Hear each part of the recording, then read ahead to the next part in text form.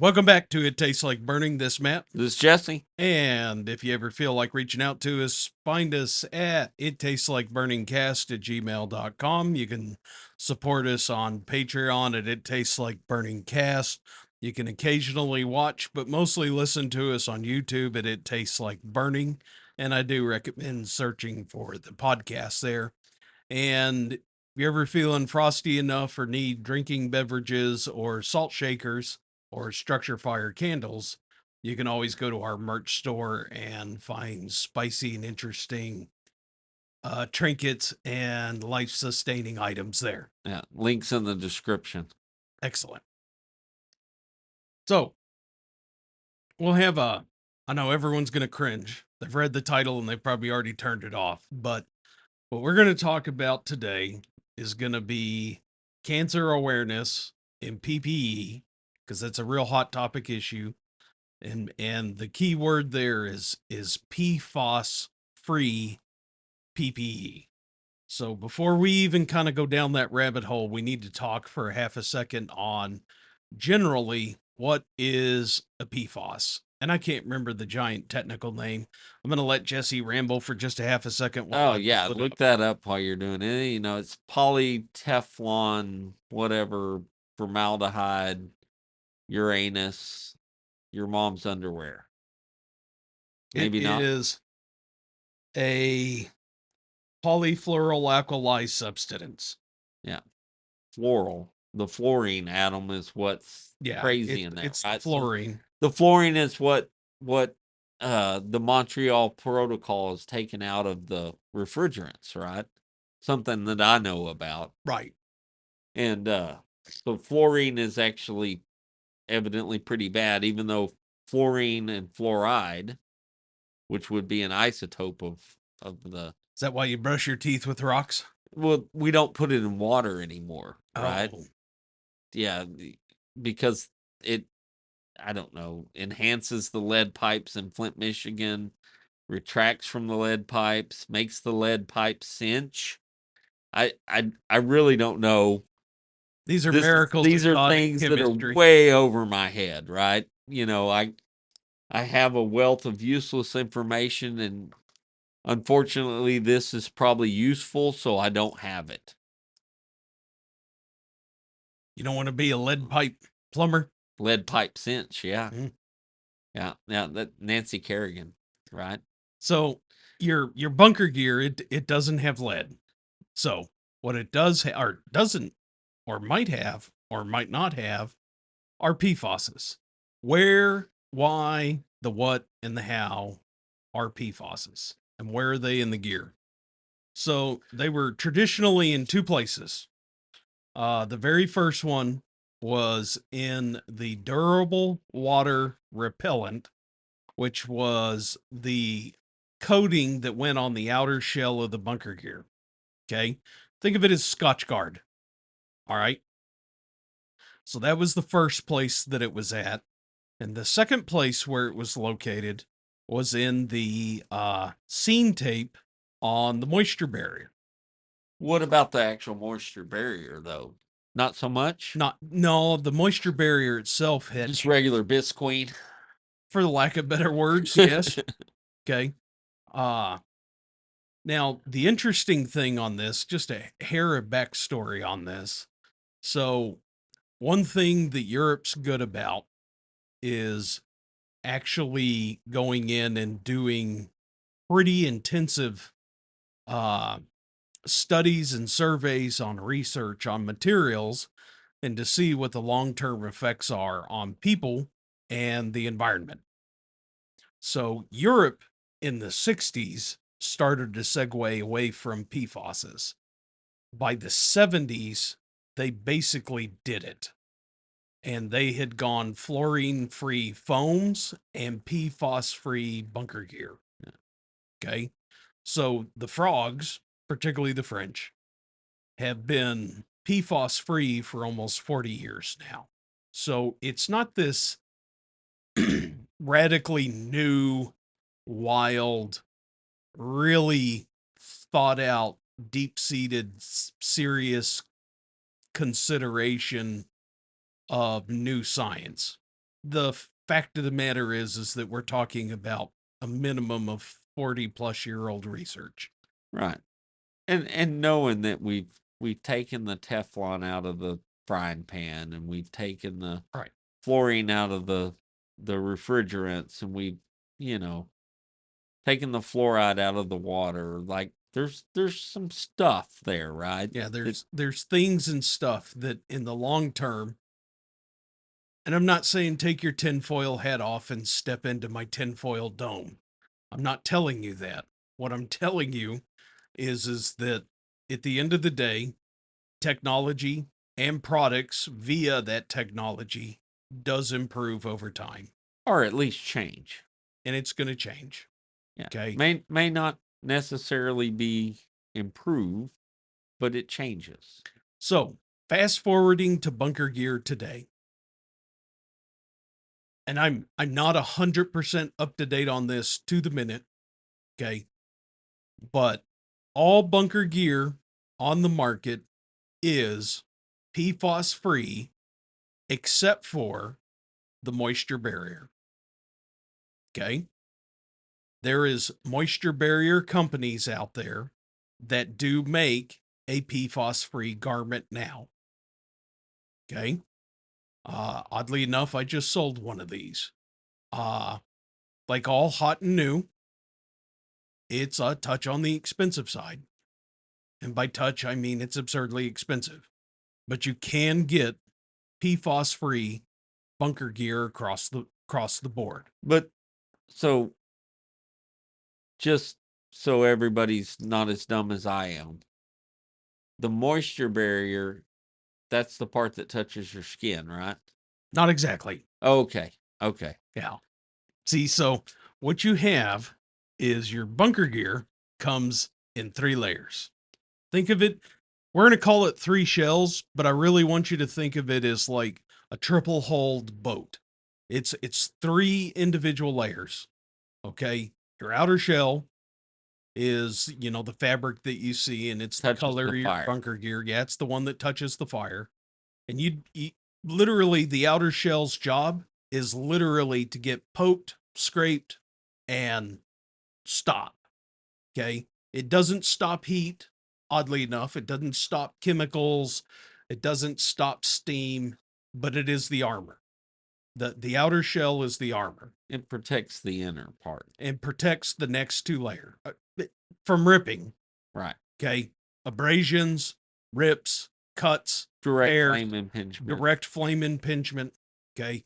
The next 2 layers. Now, to protect the sweet potato on the inside, that would be us. Our sweet breads. Or in my case. Yeah. The moisture barrier lays on top of the thermal liner. Now, the moisture barrier has one purpose and one purpose only: to stop any steam passing through the garment into the firefighter. Okay. And if it's going to stop steam, it's going to stop smoke, and it's going to do a whole bunch of other, think of it as the outer shell, but just not as tear proof, abrasion proof, puncture proof. Yeah, it's almost fragile. Right. Now, the next layer you get to is your thermal liner, and your thermal liner is nothing but life safety. So that whole 3 bed sheets stacked on top of each other is basically what protects you from going from a sweet potato to a baked potato. So it's a really critical part of the total equation. So the outer shell's the armor, the moisture barrier is what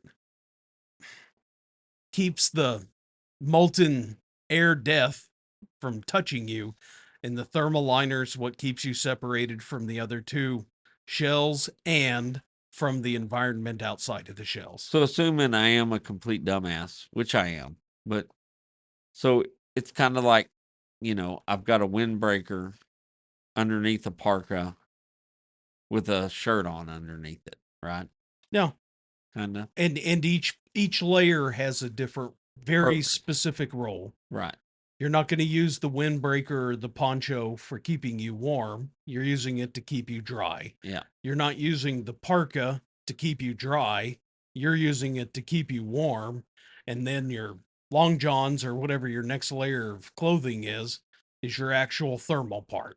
Right. And to keep the heat closest to your body and not have any introduction with the other two layers. Right. And I think that's everybody learns this in Fire One, right? This is kind of basic knowledge that we should have, but Yeah, it's just something that it basically at the end of the day, most fire schools end here. This is, and they pat you on the head and they give you your bunker gear and you throw it on the ground and roll around in it. And then you put it on and you stand in front of the mirror and you do your best, Buddy Christ impression. And, that's the end of the discussion. But oddly enough, there's actually a whole bunch more to this discussion. Uh, and there's a lot to learn here, particularly in a modern age. Um, and there's a lot to consider in a modern age when you're talking about bunker gear. yeah. So, at the end of the day, you can't really talk about the bunker gear without talking about the fabrics that make up the bunker gear.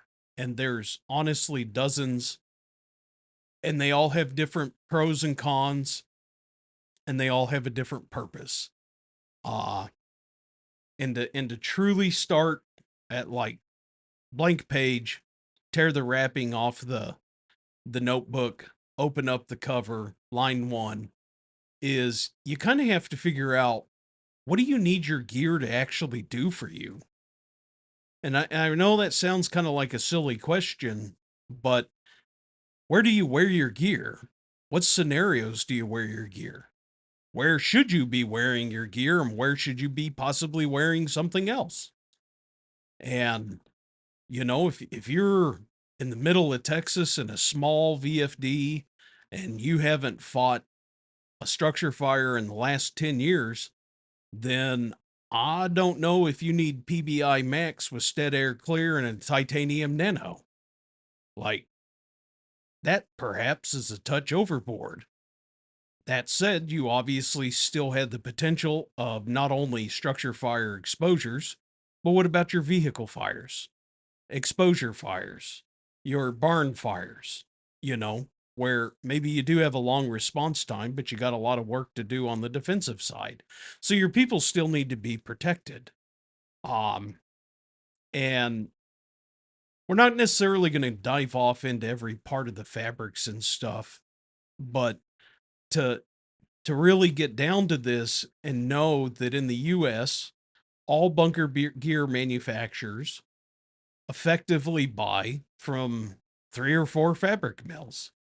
Tenkati, Safety Components, Milliken, and oh, shame on me. There's one more. I can't even think of who it is now. That poor company. I'm so sorry. Tenkati and Safety Components and Milliken are the big three. But they're going to make all your fabrics that you generally see on the market out there that are in the US. Don't get me wrong, there's other fabric mills that are outside of the US. They're in Europe and they're in Southeast Asia. Um, but your big fabric mills are going to service the US. Bouncing out of that, they're also going to make all of your 3 layers. They're going to make your outer shell, they're going to make your moisture barrier, and they're going to make your thermal liner. And you can really go down the rabbit hole on that if you want. Um, Going from, which I would argue is the bedrock of the fire service and Armor AP and Pioneer, to go into the absolute hottest, newest, top of the line fabrics out there, which is PBI and Flex 7. Yeah. And there's a gamut in between, Right. right? So we're we've done a pretty deep dive. Matt knows a lot more about it than I do for sure. But we kind of have taken a look at what we were in for fabrics and gear, and did a trial, and I don't think that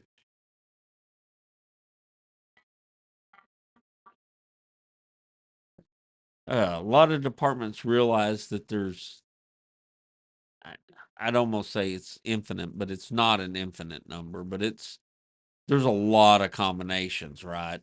Yeah, I mean, it really is. It's so, as someone who has done operations for a long time in a department and finally became chief, and then started to work for a gear company, uh, Delta Fire and Safety.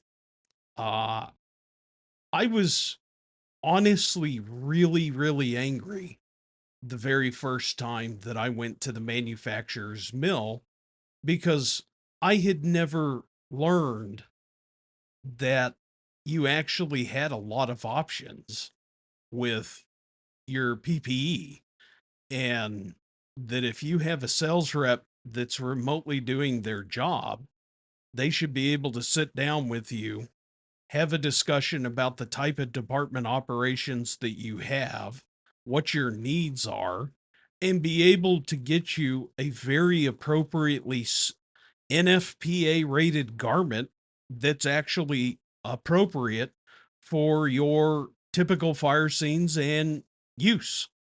There's no reason to equip for structure firefighting if you don't have any structures. There's no reason to equip for high rise structure fires if you don't have a high rise.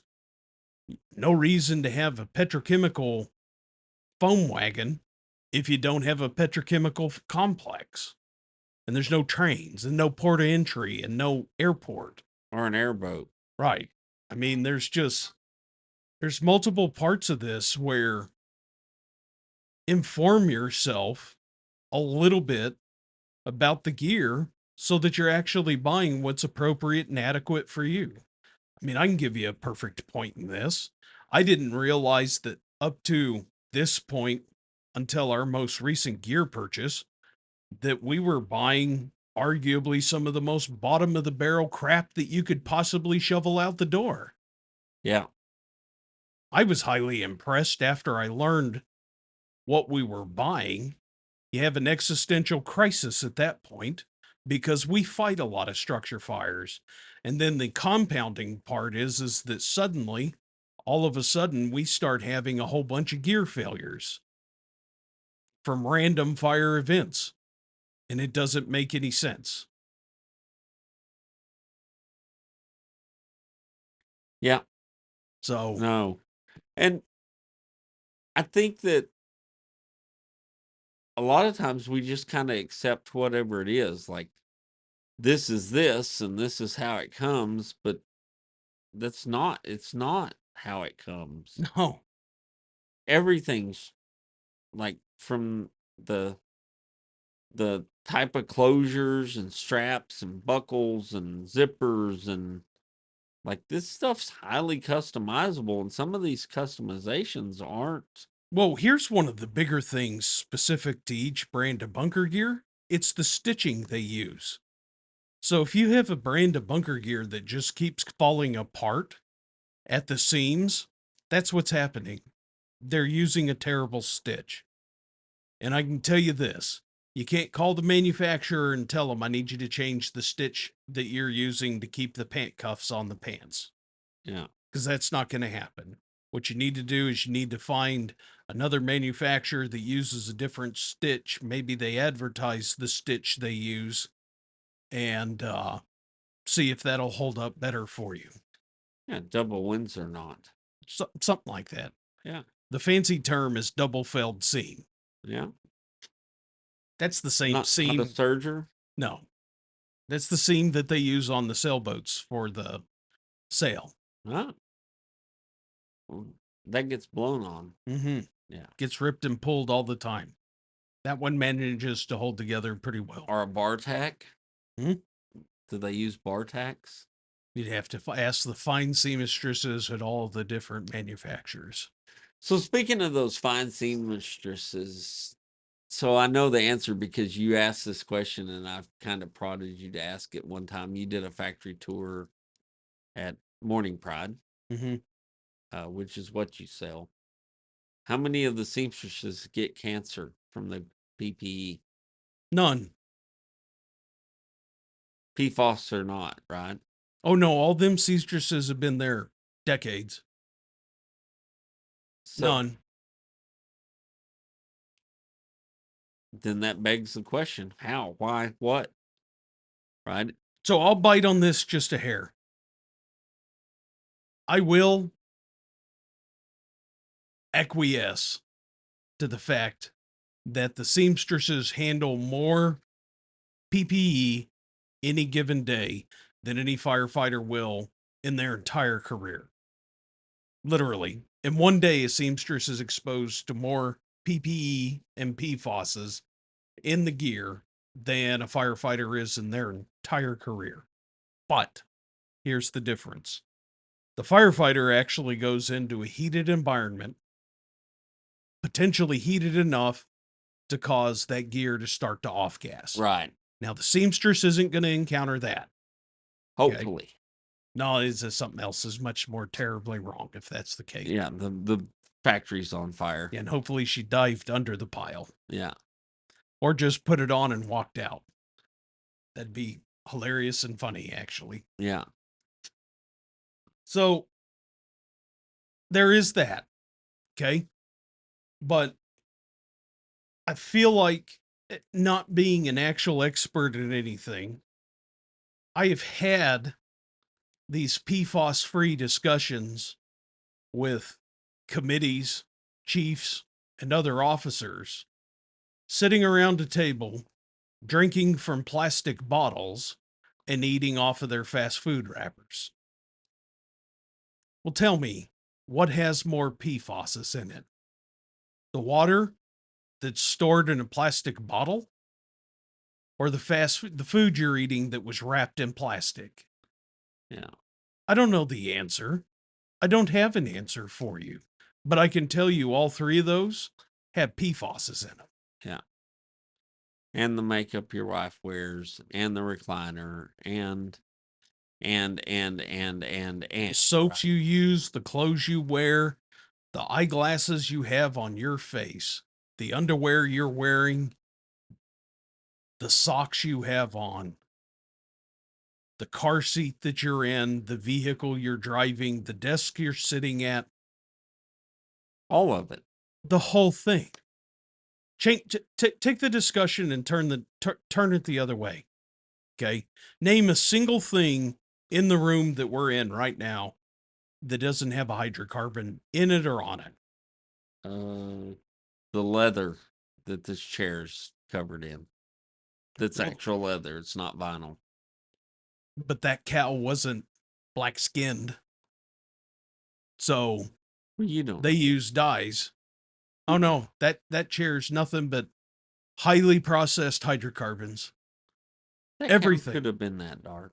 We're not going to go down that path, Jesse. That's a dangerous one. Danger. Danger! Don't touch me. No squares. So, yeah, no, there's nothing. There's nothing in our world that doesn't have hydrocarbons and PFOSs in it, particularly as an American. So it's everywhere. Now, again, there's a big difference. We're making the same argument as the seamstress, though. There is something here, right? There is something. That glass bottle that's sealed with a cork that has a brown liquid in it. I'm sure there's some sort of special coating on the outside of the bottle or inside. I'd take that to the bank. Yeah. I don't think so. I'm going to let the naivety of the situation carry me on. And that's a good place to be.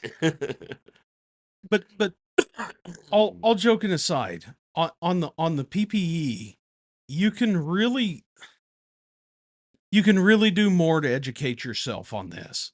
And there really is a lot more to learn about this. Okay.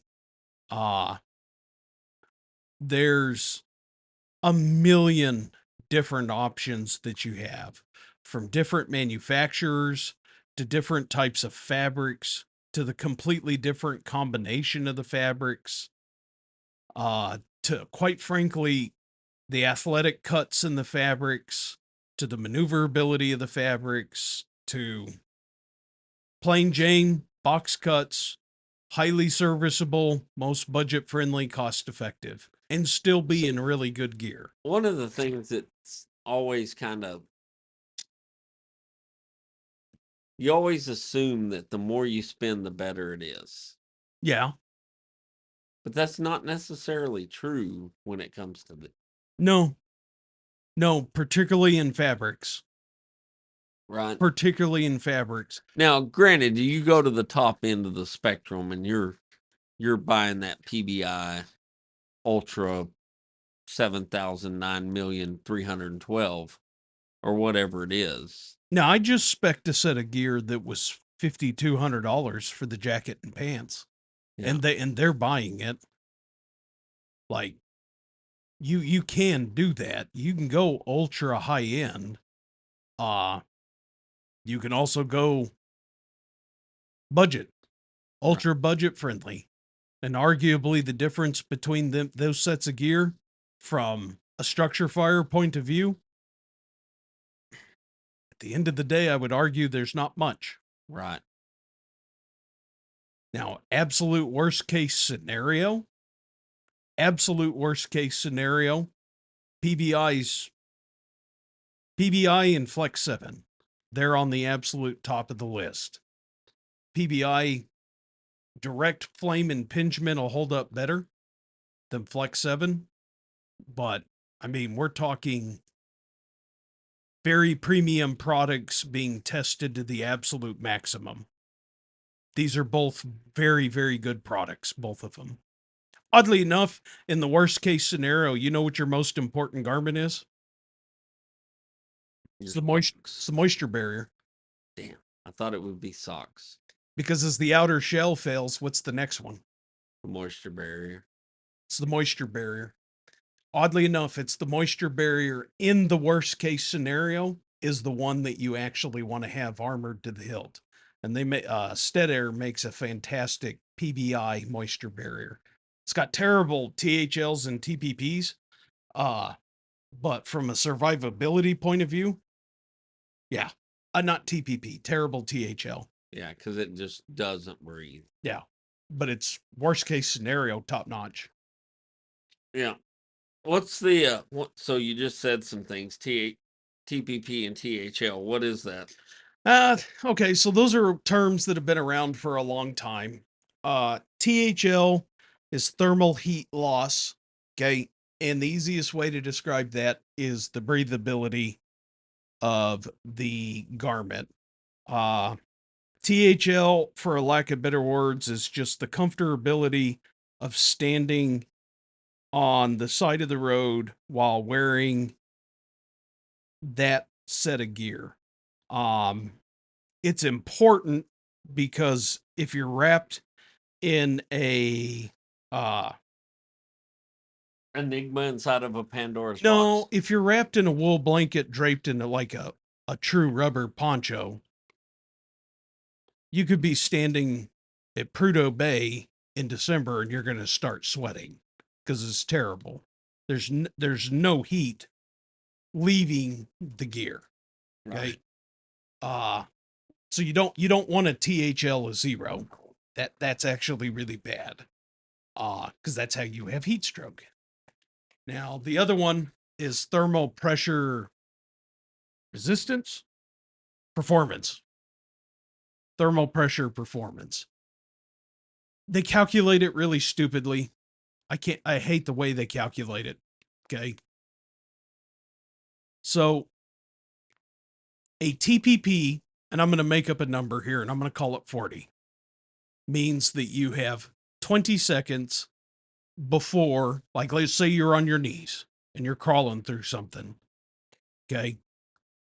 and you're crawling on top of hot coals and you stop there to fight some fire, you would have 20 seconds before the temperature of a second degree burn, 500 degrees, penetrates the gear. Okay. So what they do is it's just a time factor. It's a 30-second, or it's a temperature factor in time. That's all it is. And then you divide it by 2. It's a stupid way to represent it. So, Well, but I don't know. It's quantitative. right.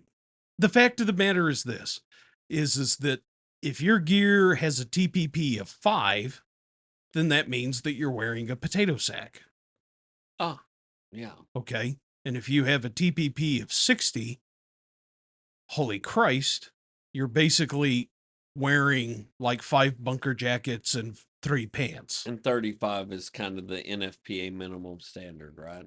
I'm going to double check real quick, but I'm pretty sure the minimum standard is 230 for THL and 35. I know it's 35 for Yeah. TPP, but I do want to double Yeah, check. we'll THL. double check that because we want to give good information. You know, this is something that at 20 something years with until I decided, hey, I want to know more about this. It didn't matter to me. I just assumed that, oh, you just buy a reputable brand, you pay a lot of money for it, and everything's good. And it turns out that's not the case in a lot of cases, right? You can 35 and 205. 205. Right. So, you know, that's something that that data is published data. Yeah, no, those numbers come from NFPA, Yeah. and the manufacturers are required to publish and maintain uh the gear above those levels. Right. And the kicker with this is the secret sheet you need to ask for is just call your rep and ask for the composite sheet. That's all you need. You just And need a composite sheet. and you might find, and it's entirely possible that you might get better performance out of something that's cheaper. Right. Or exponentially better performance for just a few dollars more. More, right? The other thing that happens is you go out and you look for that lowest bid, right? A lot of departments get prices and they go to that lowest bidder. And it's real easy for a manufacturer or sales rep for a dealer to come in there and just kill the spec and drive the costs down to win the bid, but you're not necessarily getting the same thing that you were in. So you've got to have some understanding of this stuff. You got to learn. Uh, it's it's not really something to just play with. No. No, it's not, you know, a cake batter, Right. because you can, it's not that you're going to kill someone. It's really not, because you can't really buy gear that's quote unquote illegal. Okay, because that'd be bad for the manufacturers. But what you can do is buy gear that really disappoints your membership and makes them frosty or fiery. So make yourself aware of what your actual options are out there. I'm I'm I've got a pretty strong preference on certain fabrics, but it's performance based. Right. Uh I think one of the biggest conundrums that we're facing in fire service today is this. I talked about the DWR, the durable water repellency. Take the durable water repellency out of the gear. That means that basically you get the gear wet, and instead of shedding water, it soaks water up. Well, here's the problem with that. You do an interior fire. You go in, you spray water. As you're putting the fire out, you're kicking up a whole bunch of carbon dust. Carbon dust gets caught in water molecules land on you. Well, it's not shed anymore, it soaks into the gear. Here's the problem: carbon's known as a lubricant, right? No, it's actually not. It's used as a sanding compound in the industrial world. So, at a microscopic level, you have carbon soaking into your gear. Well, what do firefighters do after the fire? All good firefighters go back to the station and wash their gear. So now you're taking your carbon loaded gear and you're throwing it in a washing machine. And you're turning the washing machine on, causing all the fabrics to run against each other and causing those carbon fibers to work their way through, around, and with the fabrics that you're protecting yourself with. And that all that water just washes away the entire time, right? No. The washing machine creates a lake of carbon, and you continue to wash your gear in a lake of carbon. And just keep beating it in And the you circle. keep beating it to death. And that's part of the reason that you're seeing people's gear just be absolutely shredded after 3 or 5 years of heavy use. It's because we're making people wash the gear because we should. It's a real problem. Yeah. It's a real problem in the PPE industry. And it's one thing to have a cost of gear go up. It's another thing when a 10-year garment only lasts 3. Right. Yeah, because it is in essence went up 300% at that point. Right. Yeah. That's the real problem. Yeah. And do not get me wrong. I assure you, the fabric companies and the gear manufacturers, Love you to wash it, yes, because they don't want you to get cancer. but they also want to sell you some more. It helps with the propagation of purchasing more gear. Yeah. Tentatively. Now, for the true people that are listening out there, I have no research data. I have no proof of what I'm talking about. I am nothing but a humble schmuck.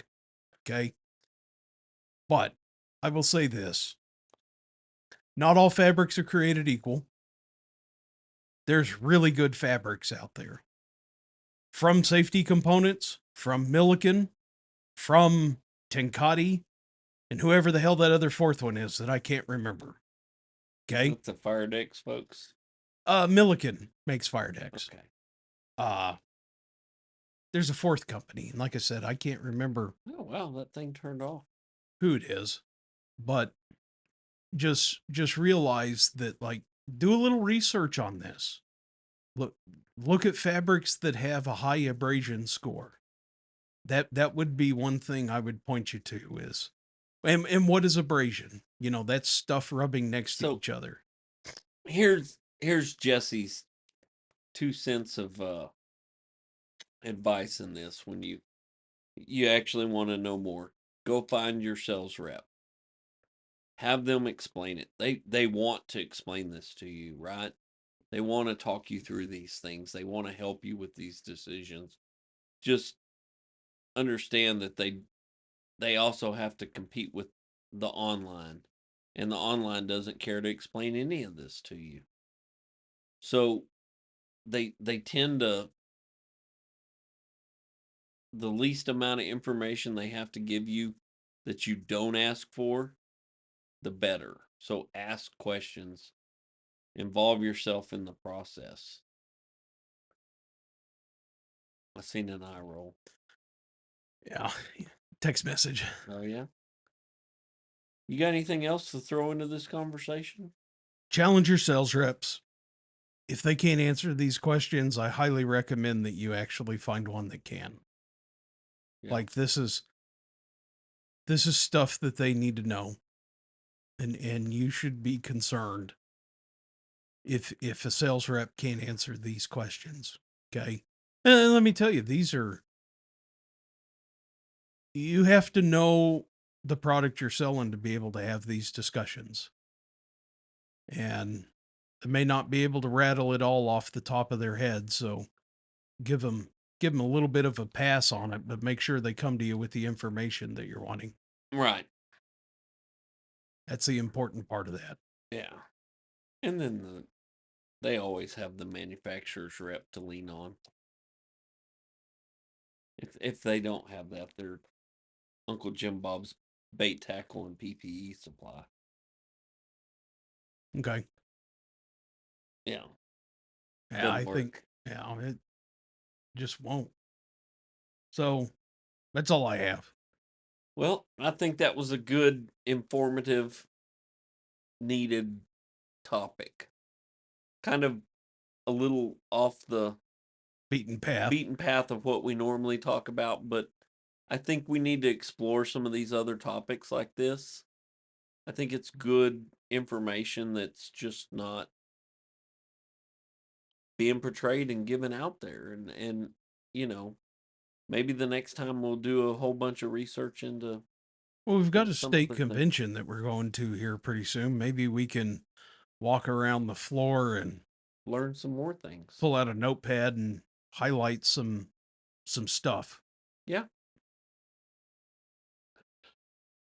Real good idea.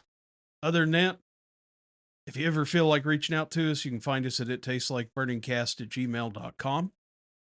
Go ahead and shoot us an email, please. We do appreciate the occasional comment and header in there. And if you ever feel like being on the podcast, let us know. You can always find us on YouTube at It Tastes Like Burning Cast, and you can find us on Patreon at It Tastes Like Burning Cast. This Matt. This Jesse. Have a good evening. Yep. Wow.